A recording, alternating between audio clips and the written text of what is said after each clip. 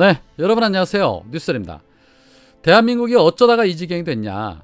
최근에 우리 시민들이 한숨 섞인 목소리로 가장 많이 내뱉는 말입니다. 정말 어쩌다가 이 지경이 됐는지 모르겠습니다. 취임 한 달 만에 나라가 이게 나라가 맞나 싶을 정도로 정말 형편 없어졌습니다. 어디라고 콕 집어서 말할 것도 없이 전 분야에 걸쳐 난리도 이런 난리가 없습니다. 이재명 의원이 대선 전에 윤석열을 향해서 삼무후보라고 말한 바가 있지요. 무능, 무지, 무식하다며 그러한 별칭을 붙였습니다.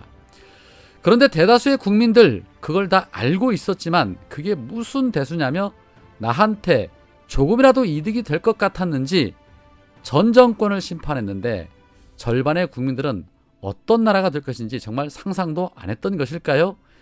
진정으로 자기들에게 조금이나마 도움이 될 것이라고 생각한 것일까요? 참 답답합니다. 서론이 길었습니다.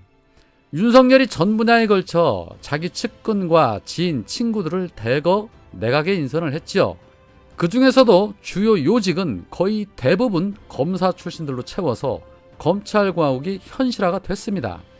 이에 야당뿐만 아니라 여당 일부에서도 비판의 목소리가 조금씩 흘러나오고 있는 가운데 편중 인사 비판이 있다는 질문에 윤석열은 과거 정부는 더했다.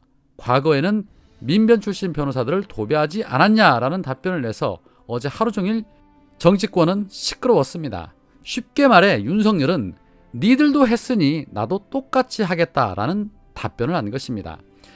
답변 자체의 수준도 그렇지만 저런 사고를 가졌다면 이건 보통 심각한 문제가 아닙니다.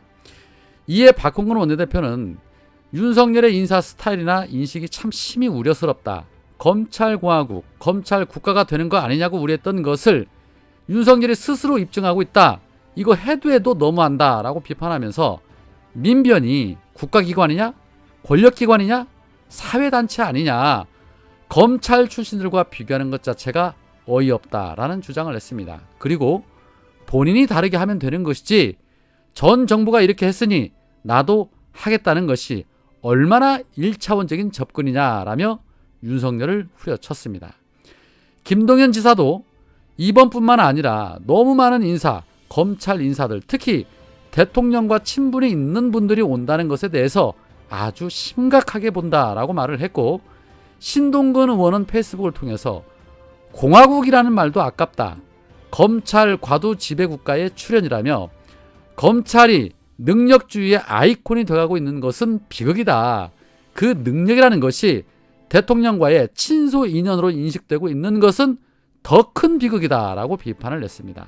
그런데 야당뿐 아니라 여당 쪽조차도 심각한 우려를 표하고 있지요.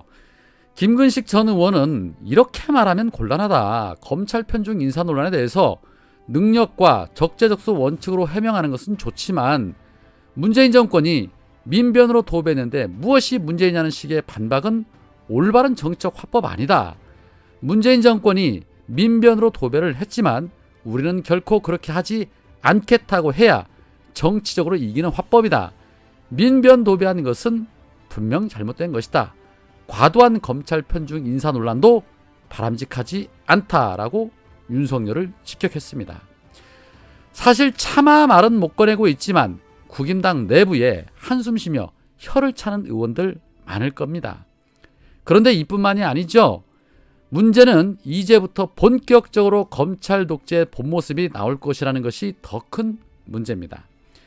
교육부가 조국 전 장관과 이진석 전 청와대 국정상황실장의 학내 징계 의결을 유보했다는 그 이유로 오세정 서울대 총장에게 징계 처분을 내렸다는 충격적인 보도도 있었습니다. 서울대 총장이 교육부 징계를 받은 건 역사상 처음 있는 일입니다. 오세정 총장과 가까운 한 인사는 교육부가 대선이 끝나자마자 징계 수위를 최종 결정한 것은 현 정권 코드에 맞추기 위한 행동으로 의심될 수밖에 없다. 교육부는 객관적인 감사에서 결과를 뒤집는 것은 어렵다는 입장이어서 난처한 상황이다 라고 토로했습니다. 조국 전 장관 징계를 유보했다는 이유로 총장이 징계를 받을 정도라면 김건희 논문 표절에 대해서 아직도 결론을 유보하고 있는 국민대는 왜 징계를 안 하는 것일까요? 이렇게까지 노골적일 줄은 몰랐습니다. 그런데 그뿐만이 아닙니다. 코일9 방역의 최전선에 앞장서면서 백신 접종에 전 국민의 참여를 권장했었던 정은경 청장이 백신 접종에 반대해온 의대 교수에게 직권남용 등의 혐의로 고발을 당했다고 합니다. 백신 인권행동 대표를 맡고 있는 손현준 충북대 의과대학 교수는 정은경 청장을 비롯해서 백경란 현 질병관리청장, 김강립 전 식약처장, 손영래 중앙사고수습본부 사회전략반장 등 전 현직 방역 책임자 4명을 청주지검에 고소했습니다. 이 집회에 참석한 한 참석자는 코일9 방역 정책으로 손님이 끊기면서 지난해 가게를 그만뒀다. 정은경 청장이 비록 퇴임을 했지만 지금이라도 죗값을 받았으면 좋겠다라고 말했다고 합니다. 정말 어처구니가 없습니다. 문재인 정부 같았으면 이런 일이 있을 수 있었을까요? 이게 다 윤석열 때문입니다. 문재인 정부 때 유행했던 말 있죠? 툭하면 이게 다 문재인 때문이야 라고 했었습니다. 이제는 모든 것이 다 윤석열 탓으로 바뀌면 될 듯합니다. 정말이지 기가 찰 일입니다. 어제는 문재인 대통령 양산 사저의 욕설 시위에 대해서 법대로 하면 된다라는 발언도 했었죠. 반드시 인과 응보로 돌아가게 될 것입니다. 이에 박지원 전 원장이 보다 못해 페이스북을 통해서 윤석열에게 한마디 직격탄을 날렸습니다. 박지원 원장은 양산 평산마을의 평화를 깨뜨리는 확성기 부대는 이성을 찾기를 촉구한다. 정부도 단속을 법대로 하지 말고 도덕적으로 정치적으로 조치하라고 촉구한다. 빤히 바라보며 욕설을 특히 전라도 사투리로 입에 담지 못할 고함을 질러대는 것은 2차 지역감정 조장이다. 역지사지해라.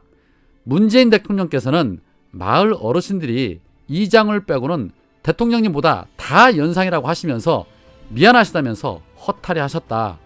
5년 금세 간다 라는 글을 올렸습니다. 5년 금세 간다. 아주 뼈있는 말이죠. 윤석열 본인 입으로도 5년짜리가 너무 겁이 없다라고 말한 바 있습니다. 그 말이 딱 맞아떨어지고 있습니다. 본인이 너무 겁없이 행동하고 있죠. 박지원 원장이 역지사지하라고 말했는데 윤석열은 아마 그런 거 모를 겁니다.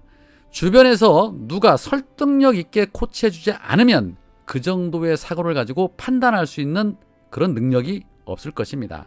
괜히 산무후보라고 했겠습니까? 자신이 아는 건 검찰이 전부고 이 세상은 검찰이 지배한다는 생각에 갇혀 사는 사람인데 무슨 말이 더 필요하겠습니까? 일각에서 박근혜 사저에 맞불 집회를 하겠다고 나서고 있는데 윤석열로 인해서 나라가 더 갈등과 분열로 나뉘고 있습니다. 조만간 촛불이 다시 한번 일어나게 되는 것은 아닐까 하는 생각이 들기도 합니다. 윤석열 때문에 나라가 조용할 날이 없습니다. 오히려 국민들이 이 나라를 더 걱정을 해야 하는 판국이니 이게 지금 정상적인 나라는 아닌 것이죠.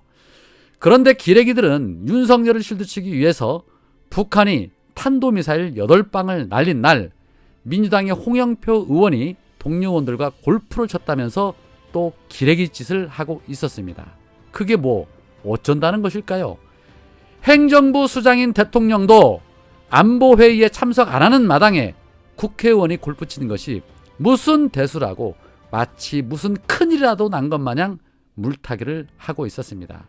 괜히 기레기라고 하는 게 아니죠. 여튼 윤석열 하는 걸 봐서는 이재명 의원이 속히 당대표 되고 강력하게 견제하면서 맞짱 떠서 누가 진정한 리더감인지 국민들에게 확인시켜주고 다음 총선에 민주당의 압도적인 승리와 대선에서 반드시 정권을 되찾아와야 할 것입니다. 하루가 1년 같습니다. 벌써부터 그냥 징글징글합니다. 오늘은 여기까지입니다. 고맙습니다.